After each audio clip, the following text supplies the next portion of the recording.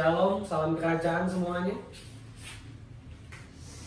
Untuk yang di Zoom, saudara bisa persiapkan open kamera saudara. Saudara bisa siapkan catatan saudara. Ada hal-hal yang luar biasa, yang selalu baru, yang pastinya akan selalu menginspirasi kita. Katakan amin. Amin. Ya. Ketika kita menangkap firman, maka kita merespon firman. Amin. Amin. Firman adalah segalanya. Katakan firman adalah segalanya. Firman adalah otoritas tertinggi. Katakan otoritas. Ya. Otoritas tertinggi kita adalah firman Tuhan. Amin. Dan firman akan menjadi realita kalau firman tersebut masuk ke dalam roh kita. Dan roh kita berkobar-kobar menangkapnya. Saya rindu saudara ketika menangkap firman tidak pasif. Amin. Amin. Kenapa? Karena orang yang pasif adalah orang yang sakit.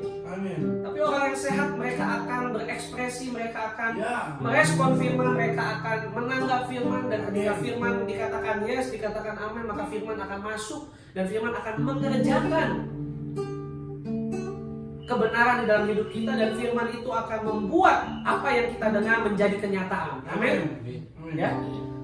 Kita sudah lelah mendengar firman yang tidak pernah menjadi realita, hanya spanduk gereja, banner gereja, hanya dipajang menjadi tema tahunan, ya, hanya dipajang menjadi pemanis untuk gereja lokal, tapi tidak pernah menjadi realita. Nah, saya rindu kita mau belajar sesuatu hari ini, di mana akselerasi firman Tuhan. Kita masih dalam tema besar, yaitu akselerasi daripada penggenapan janji Tuhan. Dan saudara catat, judul kita hari ini adalah explicit obedience, atau ketaatan yang eksplisit.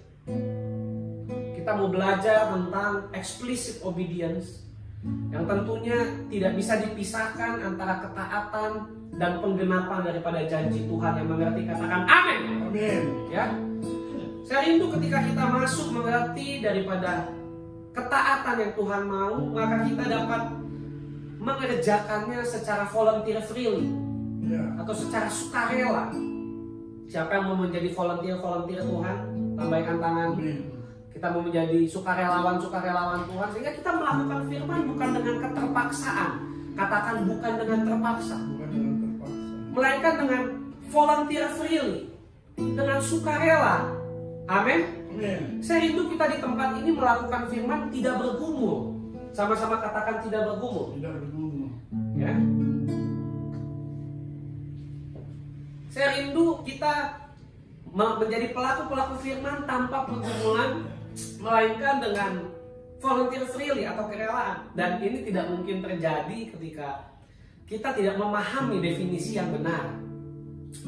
Jadi Bapak Ibu, waktu-waktu ini adalah waktu-waktu di mana saya melewati proses daripada sidang tesis saya. Puji Tuhan sudah selesai, dan September saya akan wisuda untuk master teologi saya.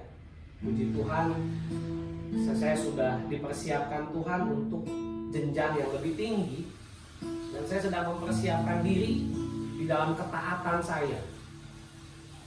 Bapak Ibu, singkat cerita bahwa saya bukan orang yang suka belajar sebenarnya. Saya bukan jenis orang yang suka mencatat. Saya bukan jenis orang yang suka membaca, menulis. Tidak seperti itu, bukan karakteristik saya. Semenjak saya sekolah, saya cenderung menjadi seorang siswa yang, satu, saya malas mencatat. Dua, saya itu jarang mengerjakan tugas. Jadi saya itu jenis siswa yang mengerjakan tugasnya itu pagi-pagi. Jadi saya lebih rela datang pagi-pagi ke sekolah untuk saya mengerjakan tugas. Termasuk kalau ada ulangan, saya itu jenis anak yang lebih suka datang pagi ke sekolah belajar ketimbang saya belajar sehari sebelumnya. Jadi saya mau katakan bahwa saya pada dasarnya bukan jenis murid yang baik sebenarnya. Tapi kalau hari ini saya bisa jadi seorang pengajar, dan saya mau mencatat, saya mau belajar dalam studi, baik secara teologi, baik secara aliansi, saya mau duduk mendengar firman berjam-jam, mau belajar. Satu hal, Karena saya mau belajar taat. Jadi saya berdoa, Tuhan, kalau memang nanti saya harus melanjutkan studi saya pun harus mau belajar taat. Di waktu yang Tuhan tetapkan, saya mempersiapkan diri saya untuk saya melanjutkan nanti pada akhirnya jenjang pendidikan saya.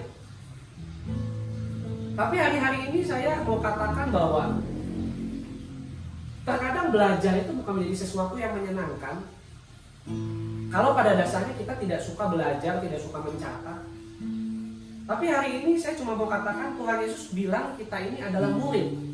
Dan murid belajar mau tidak mau dipola, didisiplin untuk satu, saudara mencatat, dua, saudara mendengar, tiga, saudara juga belajar untuk melakukan repetisi dalam pendengaran tersebut. Dan hari-hari ini saya rindu kita menjadi murid yang terus mau untuk mengupgrade dan mengupdate diri kita lewat semua fasilitas yang Tuhan berikan. Daripada Open Heaven, di mana di sini kita difasilitasi dengan makanan rohani yang limpah, di mana orang di luar sana kekurangan firman, kita di sini sangat limpah firman. Katakan amin. Ya, kita tidak pernah habis dengan pewahyuan. Ketika pujian penyembahan, saya melihat ada rantai-rantai yang mulai terlepas, ada penjara-penjara yang mulai terbuka. Dan Tuhan ingatkan ada beberapa jenis penjara. Yang pertama itu adalah penjara daripada kemiskinan dan kesengsaraan. Ya, ada banyak orang Kristen di penjara dalam kemiskinan dan kesengsaraan selama bertahun-tahun. Termasuk saya mengalami ini dulu bertahun-tahun. Ya, saya tidak bilang miskin adalah satu kutukan karena saya bukan penganut teologi prosperity atau kemakmuran. Tetapi saya mau bilang banyak orang Kristen tertindas dalam kemelaratan, kemiskinan, dan kesengsaraan. Tuhan katakan penjara-penjara seperti ini harus dibuka di alam rohani, sehingga hamba-hamba Tuhan, pelayan-pelayan Tuhan itu bisa melayani Tuhan dengan freedom. Katakan freedom. Freedom. Bayangkan saudara, ketika saudara harus melayani, saudara harus mendoakan orang, atau saudara harus melakukan kegiatan rohani, ibadah, dan lain sebagainya. Tapi di satu sisi saudara sedang dikejar-kejar debt kolektor, di sisi lain saudara sedang menghadapi tagihan anak sekolah dan lain sebagainya. Saya tahu ini bukan hal yang mudah, dan saya bukan orang yang tidak pernah mengalami ini semua. Saya pernah mengalami ini semua. Tapi kalau sampai hari ini saya tidak mengalami itu lagi, itu karena tadi ada pembebasan, ada freedom yang Tuhan berikan. Yang rindu mengalami, katakan amin, lambaikan tangan saudara. Yang rindu saudara mengalami ini, sehingga ketika saudara datang freedom. Kedua, Tuhan ingatkan tentang penjara daripada penjara masa lalu. Ada banyak orang di penjara di dalam masa lalunya dan tidak bisa keluar dari masa lalunya. Lalu ketiga, Tuhan ingatkan tentang penjara keberhargaan. Ada banyak orang merasa dirinya tidak berharga, di penjara, di dalam definisi kehidupan dan gambar diri yang salah. Dan penjara-penjara ini tadi ketika kita pujian penyembahan, ini yang Tuhan buka. Katakan amin. Amin. Saya rindu penjara-penjara tersebut terbuka bukan hanya oleh pujian penyembahan, tetapi oleh pengertian dan pemahaman firman yang lebih dalam. Haleluya. Haleluya. Dari kata Ibrani shema, secara harafiah artinya mendengar. Jadi kata taat seperti yang saya katakan tidak ada tertulis dalam Alkitab. Yang ada adalah kata Ibrani dalam kata shema, yang artinya mendengar dengan cara menyimak baik-baik, kemudian merespon. Ya, dalam beberapa konteks shema mengandung makna taat atau sebagai respon daripada mendengar. Jadi shema S-H-E-M-A adalah satu respon daripada mendengar yang menghasilkan ketaatan, juga sikap tunduk kepada wewenang, menjalankan apa yang diperintahkan atau mematuhi apa yang dituntut, atau menjauhkan diri dari apa yang dilarang. Inilah kata shema. Semua ini merupakan respon daripada mendengar, bukan hanya mendengar tetapi merespon. Ya. Shema juga artinya dilanjutkan dengan yang namanya responsibility atau pertanggungjawaban. Jadi kata shema berasal dari kata kerja Ibrani yaitu shama. Kata kata kerjanya adalah sama, asal katanya. Kesimpulannya, saudara harus mengerti bahwa tidak ada ketaatan tanpa saudara mendengar kebenaran. Banyak orang berkata, buat apa kamu mendengar firman? Buat apa kamu mendengar? Yang penting itu jadi pelaku. Apakah saudara pernah mendengar statement ini? Iya. Pernah? Ada orang yang bilang, buat apa jadi pendengar terus ke gereja, dengar terus, tapi tidak pernah jadi pelaku. Saya setuju, tapi saya tidak setuju. Ya, Bapak Ibu cukup bingung ya. Saya setuju, tapi saya tidak setuju. Kenapa saya setuju? Karena memang betul nggak ada gunanya jadi pendengar kalau tidak jadi pelaku firman. Tapi saya tidak setuju karena saudara tidak mungkin melakukan firman kalau saudara tidak pernah duduk mendengar. Banyak orang sibuk untuk bagaimana caranya saya lepas dari dosa, bagaimana caranya saya untuk menyukakan hati Tuhan, caranya saya harus lepas dari kedagingan. Fokus kita adalah menghancurkan kedagingan, fokus kita menghancurkan iblis, fokus kita lepas dari dosa. Itu salah. Fokus kita adalah seharusnya mendengar firman, sampai firman yang kita dengar dapat kita lakukan. Katakan amin. Saya ulangi, banyak orang Kristen berdarah-darah, banyak orang percaya bergumul karena mereka berusaha lepas dari dosa. Saya sedang bergumul, dan saya tuh lihat orang Kristen tuh bangga sekali kalau bilang bergumul. Ya Bapak Ibu, banyak orang Kristen tuh sangat bangga kalau ditanya saya sedang bergumul. Bergumul itu jangan bangga Bapak Ibu, karena pergumulan itu adalah hasil daripada carnal mind saudara yang belum ditransformasi menjadi mind of Christ, atau pikiran kedagingan yang belum ditransformasi menjadi pikiran Kristus akan selalu menghasilkan pergumulan. Jadi saudara jangan bangga kalau terus bergumul dalam melakukan firman dan kebenaran. Itu menunjukkan bahwa pikiran saudara belum ditransformasi. Yang mengerti katakan haleluya. Haleluya. Jadi berhentilah bangga dengan bergumul melakukan firman, bergumul untuk sesuatu, bukan bergumul. Tapi kita harus masuk kepada tingkat pemahaman yang lebih tinggi, di mana kita harus belajar mendengar. Sampai mendengar firman tersebut masuk. Oleh karena itu saudara hari Rabu mendengar, hari Kamis mendengar, hari Minggu mendengar. Kenapa terus mendengar? Fokus kita bukan untuk sekali lagi menjauhi, menghancurkan iblis, menjauhi kedagingan, menjauhi dosa. Itu bukan fokus yang benar.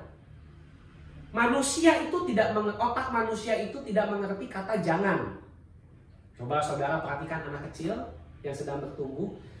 Saudara bilang, jangan lari-lari, dia akan lari-lari. Ya.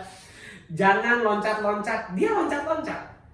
Pada dasarnya dalam ilmu parenting, sekalipun saya belum punya anak Bapak Ibu, tapi kan saya punya anak-anak rohani. Manusia itu tidak bisa mengelola kata jangan. Jadi kalau saudara bilang jangan nakal, yang akan masuk di dalam rohnya adalah nakal, bukan jangan nakal. Jadi dalam ilmu parenting saudara jangan gunakan kata jangan. Jangan gunakan kata jangan. Ya. Artinya lebih baik kita menjelaskan, mendeskripsikan dampak daripada tindakan daripada kita berkata jangan. Jangan mencuri, jangan lakukan ini, jangan lakukan itu. Nah, ini seringkali dalam ilmu pendidikan Indonesia lebih ke arah melarang atau verbal abuse, ya.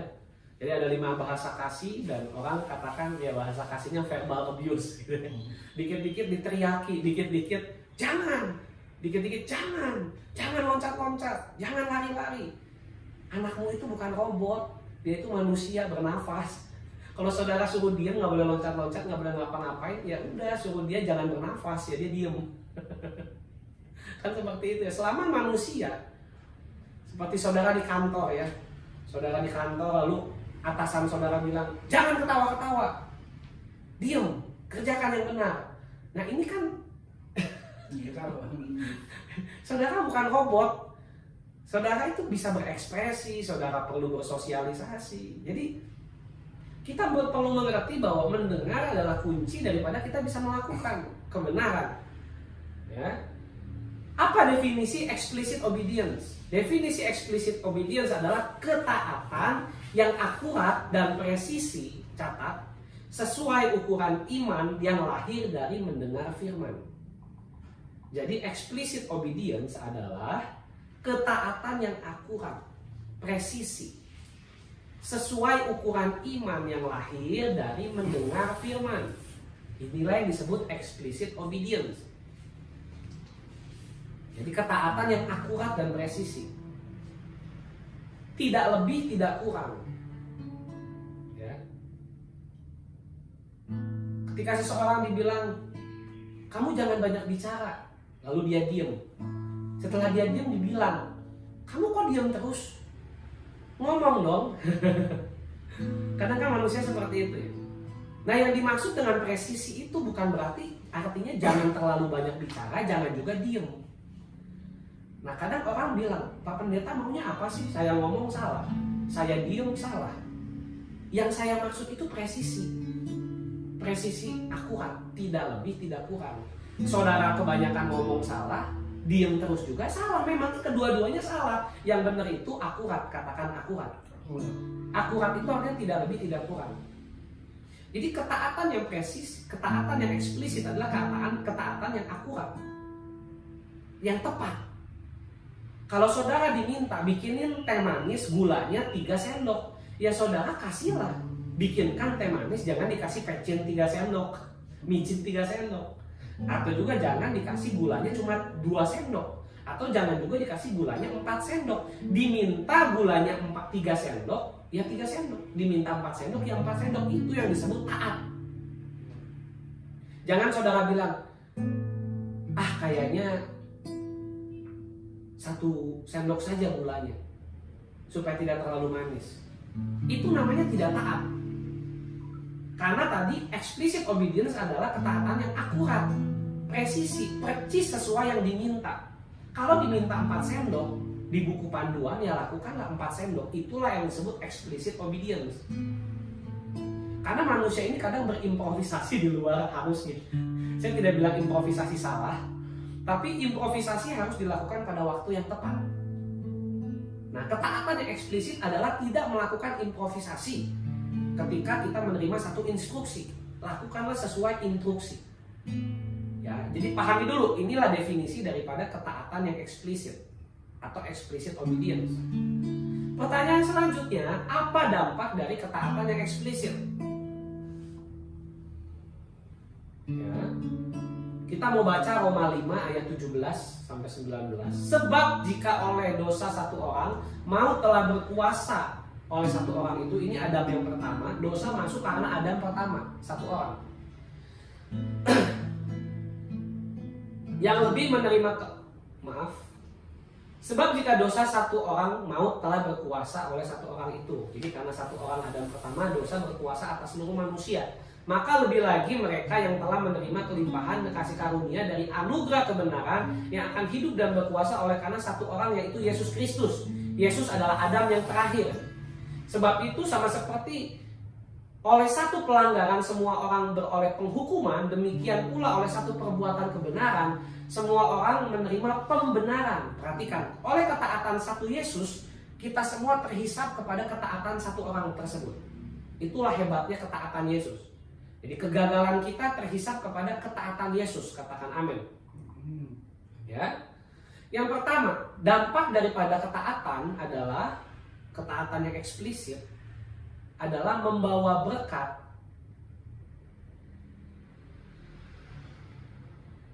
mengalir atas kehidupan seseorang. Jadi saudara harus tahu bahwa dampak daripada ketaatan yang eksplisit atau explicit obedience yang pertama itu akan membuat berkat mengalir atas kehidupan saudara. Jadi kalau saudara mau diberkati Tuhan, belajar untuk taat secara eksplisit kepada Dia. Dan sekali lagi, taatnya harus lahir dari mendengarkan. Marta itu sibuk, tapi sibuknya bukan lahir dari mendengar. Perhatikan baik-baik. Maria itu dia duduk di kaki Tuhan mendengar. Baru di masa yang akan datang, saudara perhatikan, Maria bisa melakukan seperti yang Tuhan mau. Jadi Maria itu duduk dulu baru melakukan. Marta itu melakukan dulu tapi nggak mau duduk mendengar, itu kesalahan. Saudara kalau punya pegawai, dia seolah-olah sibuk sendiri lakukan ini itu, tapi tidak diberi instruksi dan akhirnya melanggar SOP, yang ada dimarahin, betul? Bukan dipuji. Yang benar itu duduk dulu, dengarkan instruksi, baru lakukan sesuai instruksi. Itu yang disebut dengan explicit obedience. Dan ini akan mendatangkan berkat jikalau saudara melakukan sesuai yang Tuhan mau. Sekali lagi, kalau saudara melakukan sama tadi, ketaatan itu adalah sama, yaitu mematuhi apa yang diperintahkan, menjauhi apa yang dilarang, dan merupakan respon daripada mendengar. Itulah kata sama dalam bahasa Ibrani. Ya, akan mendatangkan berkat. Ulangan 11 ayat 26 sampai 28, catat. Aku memperhadapkan kepadamu hari ini berkat dan kutuk. Berkat apabila kamu syamah terhadap perintah Tuhan Allahmu yang kusampaikan kepadamu, dan kutuk jikalau kamu tidak syamah terhadap perintah Tuhan Allahmu dan menyimpang dari jalan yang kuberikan kepadamu. Jadi hari ini saudara, saya berkata seperti firman ini hari ini. Ketika saudara mendengar firman ini, firman menjadi hidup. Hari ini Tuhan memperhadapkan kepada saudara berkat dan kutuk. Sama-sama katakan, Tuhan memperhadapkan saya berkat dan kutuk. Ya. Saudara mau pilih mana, berkat atau kutuk? Ini pilihan saudara hari ini. Kalau saudara syamah, maka saudara akan memilih berkat. Tapi kalau saudara tidak syamah, maka saudara akan memilih kutuk. Jadi syamah akan membawa berkat Tuhan turun. Katakan amin. Amin. Ya, saya rindu kita menerima apa yang menjadi bagian kita, berkat kita. Saya tidak senang kalau saudara itu susah terus, menderita terus. Saya pengen saudara ini semua kaya raya, diberkati Tuhan, naik jabatan, dipromosikan. Katakan amin. Bukan berarti kalau saudara ini susah semua saya senang, tidak. Saya justru tidak senang kalau melihat saudara susah. Justru saya pengen lihat saudara ini semua diberkati Tuhan, mengalami kelimpahan, sehat. Katakan amin. Sehingga saudara bisa membangun hal yang lebih besar. Kalau saudara sehat, saudara banyak uang, saudara diberkati, saudara bisa membangun pekerjaan Tuhan yang lebih besar. Amin. Ya, dibandingkan kalau saudara banyak pergumulan, banyak masalah, tantangan, keuangan, kesehatan, susah untuk membangun dalam kondisi seperti itu. Jadi pertama, syamah membawa berkat Tuhan turun atas kehidupan seseorang. Yang kedua, syamah membawa penghormatan dan kemuliaan. Ya, jadi kalau saudara syamah, maka saudara akan menerima penghormatan dan saudara akan menerima yang namanya kemuliaan, glory. Filipi 2 ayat 8-9. Dalam keadaan sebagai manusia, Yesus telah merendahkan diri dan syamah sampai mati. Bahkan sampai mati di kayu salib. Itulah sebabnya Allah sangat meninggikan dan mengaruniakan kepadanya nama di atas segala nama. Beri kemuliaan bagi Tuhan. Amin. Karena apa? Karena dia syamah sampai mati di atas kayu salib. Maka dia menerima glory and honor, menerima kemuliaan. Saudara mau dipermuliakan? Kalau kita mau mengalami kemuliaan, kita harus belajar untuk apa tadi? Syamah. Ya. Explicit obedience itu adalah syamah dalam bahasa Ibrani atau dalam bahasa asli. Yang ketiga, syamah akan membawa otoritas Tuhan turun atas hidup saudara. Amin. Roma 16 ayat 19-20. Kabar tentang ketaatanmu atau syamahmu telah terdengar oleh semua orang. Sebab itu aku bersukacita tentang kamu. Aku ingin supaya kamu bijaksana terhadap apa yang baik dan bersih terhadap apa yang jahat. Semoga Allah sumber damai sejahtera menghancurkan iblis di bawah kakimu. Kasih karunia Yesus Tuhan kita menyertai kamu. Bayangkan, syamah itu membawa iblis dihancurkan di bawah kaki kita. Dalam terjemahan Net Version, the God of Peace will quickly crush Satan under your feet. Jadi Tuhan pembawa damai sejahtera akan dengan cepat menghancurkan setan di bawah kakimu. Dalam terjemahan bahasa Inggris, the grace of our Lord Jesus be with you. Jadi anugerah daripada Tuhan kita akan menyertai kita. Katakan amin. Amin. Ya. Ketika saudara menerima syama, mandat syama, maka saudara akan hidup dalam otoritas kepada iblis. Oleh karena itu firman Allah bilang, tunduklah kepada Allah dan lawanlah iblis. Jangan lawan iblis tanpa tunduk kepada Allah. Jangan dibalik-balik. Kalau saudara tidak tunduk kepada Allah, maka iblis tidak akan tunduk. Banyak orang Kristen sibuk usir setan, tapi hidupnya tidak tunduk kepada perintah Tuhan. Akhirnya ditertawakan oleh setan. Banyak gereja sibuk usir-usir setan, pelepasan-pelepasan, tapi lupa melakukan kehendak Tuhan, lupa taat. Makanya di firman Tuhan dikatakan, Tuhan, aku sudah mengusir setan, aku sudah bernubuat, aku sudah menyembuhkan orang, tapi Tuhan bilang, aku tidak kenal kamu karena kamu tidak syama. Saya tidak bilang mengusir setan salah, saya tidak bilang menyembuhkan orang sakit salah, saya tidak bilang untuk saudara bergerak dalam mujizat salah, tidak. Itu semua perlu, tapi kalau saudara tidak syamah, saudara tidak taat, tidak melakukan kehendak Tuhan, maka percuma. Jadi menerima otoritas atas setan itu adalah syamah. Kita akan menerima otoritas atas iblis. Ya. Ketika kita memiliki syama, tunduklah kepada Allah, maka lawanlah iblis, maka dia akan tunduk kepadamu. Jadi jangan fokus usir setan, fokus bawa hidup orang untuk taat kepada Tuhan. Amin. Amin. Metode yang paling efektif mengusir setan adalah buat orang itu mengerti kehendak Tuhan dan melakukan kehendak Tuhan. Maka setan secara permanen akan pergi dari hidup orang tersebut. Yang mengerti katakan amin. Tapi kalau orang tersebut pelepasan, tapi dia tidak pernah diajar untuk melakukan kehendak Tuhan, maka cepat atau lambat iblis akan kembali lagi kepada hidupnya. Yang mengerti katakan yes. Jadi kalau saudara pelayanan pelepasan sibuk usir setan tanpa membuat orang itu dengar firman untuk taat melakukan kehendak Tuhan, percuma. Saya katakan percuma, garis bawahi. Buang-buang energi rohani, buang-buang waktu, buang-buang kuota kita.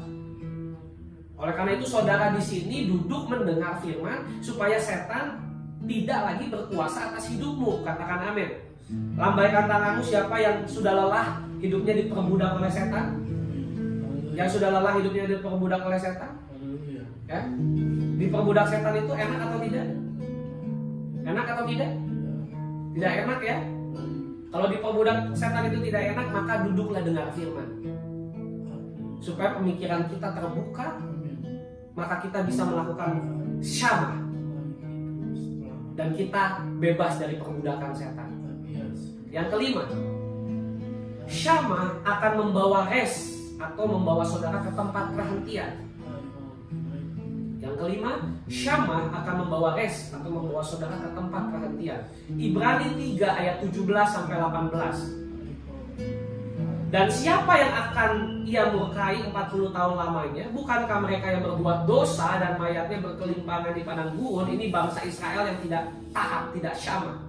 Dan siapa yang telah ia sumpahi bahwa mereka tidak akan masuk tempat perhentiannya? Bukankah mereka yang tidak taat, tidak syamah? Jadi bangsa Israel tidak masuk ke dalam tempat perhentian karena dia tidak syamah. Jadi syamah membawa saudara masuk ke dalam rest, ke dalam tempat perhentian. Saya rindu hari-hari ini saudara mengalami rest. Amin. Amin. Engkau tidak susah tidur, gelisah sampai malam, tidak bisa tidur, pikiran kemana-mana. Itu terjadi, itu tidak ada rest. Ingat, setan itu tidak ada rest. Katakan setan tidak ada rest. Setan itu adalah makhluk yang paling gelisah di muka bumi. Setan itu kan gak bisa tidur, selalu mengganggu manusia. Setan itu gak punya rest. Makanya dia bikin saudara gak punya rest, supaya sama seperti dia. Saya ketemu orang-orang yang gak bisa tidur, gak bisa istirahat, pikirannya kemana-mana, terintimidasi, terhakimi. Kenapa? Karena tidak ada syamah di sana, tidak ada ketaatan, tidak dengar firman dan tidak taat, tidak bertanggung jawab atas apa yang dia dengar. Nah, ini membuat orang tidak bisa masuk tempat perhentian. akhirnya gelisah terus. Dikatakan iblis setelah diusir dari hidup seseorang, dia mengembara. Katakan mengembara. Dan dia tidak menemukan tempat perhentian. Artinya iblis itu gelisah terus. Iblis itu tidak bisa tenang. Jadi kalau saudara mulai hari ini nggak bisa tenang, nggak bisa rest, nggak bisa tidur, hati-hati, itulah manifestasi iblis. Saudara sedang merasakan manifestasi iblis. Karena tidak ada rest di sana. Dan kalau dicari akarnya, itu karena kita tidak ada syamah. Karena kalau kita ada syamah, kita nggak mungkin nggak bisa tidur. Amin. Yang keenam, syamah membawa kepada kesempurnaan. Jadi Tuhan berkata, kamu harus menjadi sempurna seperti Bapa di surga adalah sempurna. Bagaimana caranya? Tanpa syamah, saudara tidak mungkin mencapai kesempurnaan. Ya. Saudara mungkin pernah mendengar pepatah ini. Pendidikan adalah cara paling efektif untuk mengubah dunia. Kalau saudara mau mengubah dunia, cara paling efektif dengan cara apa? Bukan uang. Uang tidak mengubah dunia. Uang tidak mengubah kemiskinan. Saudara kasih uang 500 juta kepada pengemis pinggir jalan, 2 tahun kemudian saudara datang sama dia, bisa jadi masih jadi gelandangan. Uang tidak mengubah orang. Kalau saudara tolong orang pakai uang, saudara sedang tidak menolong orang itu. Saya ulangi, uang tidak mengubah seseorang. Yang ada uang bisa menghancurkan hidup seseorang kalau orang tersebut tidak siap menerima uang. Tapi pendidikan kerajaan Allah akan mengubah hidup seseorang. Itu alasannya kita di sini belajar. Karena kalau saudara mau mengubah dunia bukan dengan uang. Buktinya semua kekaisaran, pemerintahan yang dari zaman dahulu, pemerintahan Mesir, pemerintahan Roma yang luar biasa, hari-hari ini kemana? Yang diingat adalah apa? Filosofinya. Yunani yang dikenal apa? Yunani hari ini saudara datang, saya datang ke Yunani. Yunani itu kumuh. Saudara nggak akan pernah nyangka bahwa dia itu pernah jadi salah satu komunitas luar biasa di dunia, kerajaan yang luar biasa. Yang sisa apa hari ini dari Yunani? Gedung-gedungnya bukan. Saya lihat gedung-gedungnya sudah jadi reruntuhan.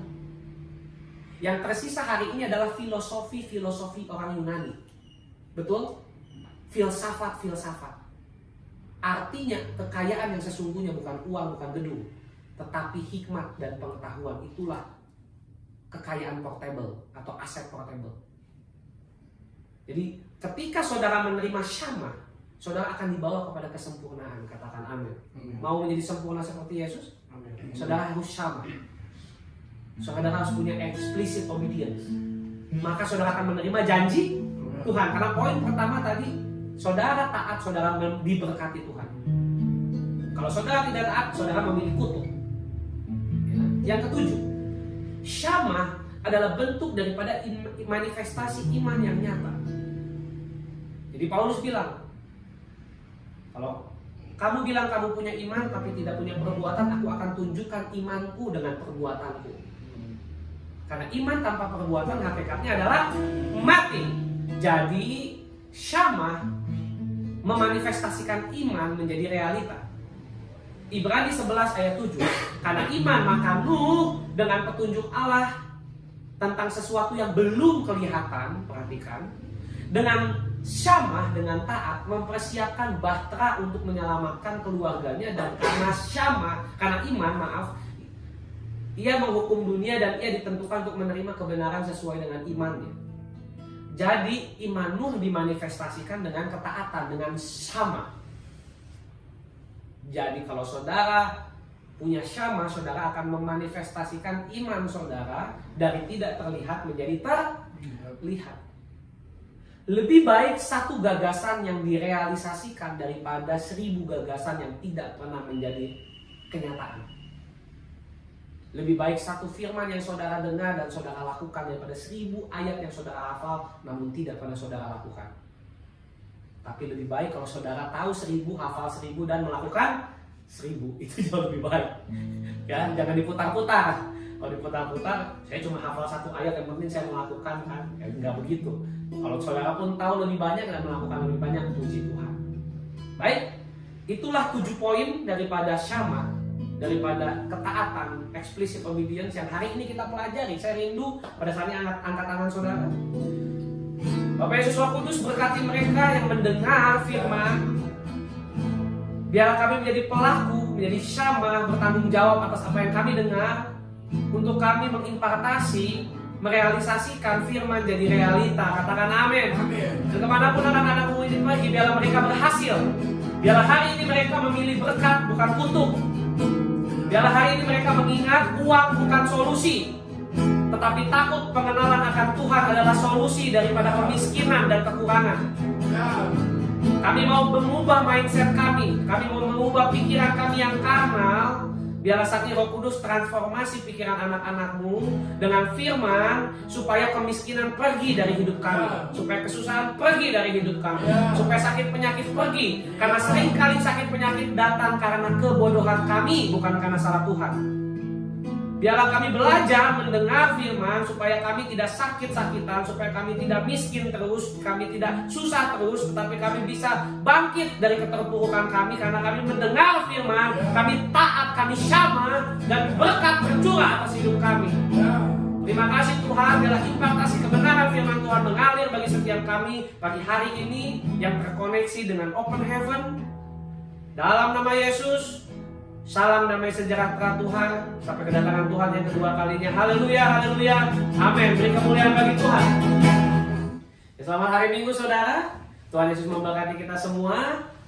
Kita sudah selesai. Nanti saudara bisa mendengar kembali rekaman YouTube ini, khotbah ini di YouTube. Dengarkan lagi, dengarkan lagi, dengarkan lagi secara repetisi. Saya rindu saudara bisa dibangun, masalah saudara selesai, bukan karena yang lain, tapi karena saudara mendengar dan terus mendengar firman Tuhan sampai firman jadi realita. Amin.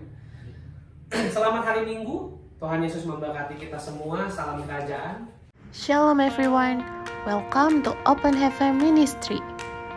Let's pray together at Breakthrough Worship every Wednesday at 6 p.m. Jakarta. Mari berdoa bersama dalam Breakthrough Worship yang diadakan setiap hari Rabu pukul 18.00 Jakarta.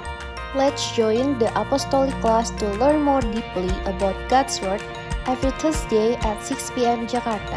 Mari ikutilah kelas apostolik untuk memperdalam pemahaman Anda mengenai firman Tuhan yang diadakan setiap hari Kamis pukul 18.00 Jakarta. Join us at 30 Minutes Open Heaven Sunday Service. Experience the reality of God's Word that overflows from the house of God. Bergabunglah dalam 30 menit ibadah raya Open Heaven Ministry. Dengarkan impartasi firman dari rumah Allah agar saudara mengalami realita firman secara limpah. For those who want to sow in the form of offerings, tithes, funds for the foundation that we will manage for operation, development, and missions, you can contact Kevin at the contact number listed. Bagi saudara yang rindu menabur dalam bentuk persembahan, perpuluhan, dana bagi yayasan yang akan kami kelola untuk operasional, pembangunan, dan misi, dapat hubungi Kevin di nomor kontak yang tertera. We open for a prayer service for those who want to be prayed for. You can contact Kevin with the contact listed on the screen. Kami membuka pelayanan doa bagi saudara yang rindu didoakan. Saudara bisa menghubungi Kevin dengan kontak yang tertera pada layar.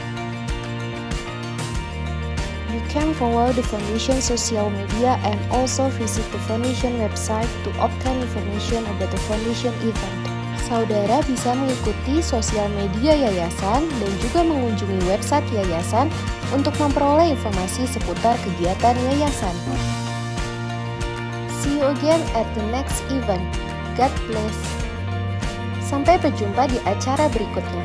Tuhan memberkati.